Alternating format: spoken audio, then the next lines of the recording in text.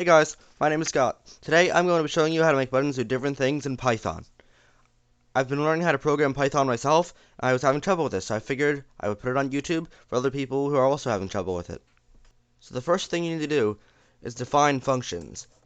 So these can be named anything. I'm just naming them function because it's easier. So I'm just going to name this function. I'll have it print hello world. Now I'll define function 2.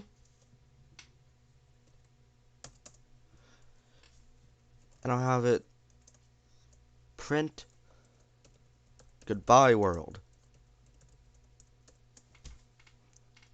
And now over here, where I'm defining the buttons, I have the width, text, and which window is going in. So I just put a comma here and add command equals function. And here it would be command equals function 2. Then I just save it and run. Now you can see that button 1 prints hello world, and button 2 prints goodbye world. Well, that's all for today. I hope you enjoyed the video. Please consider liking and subscribing to my channel.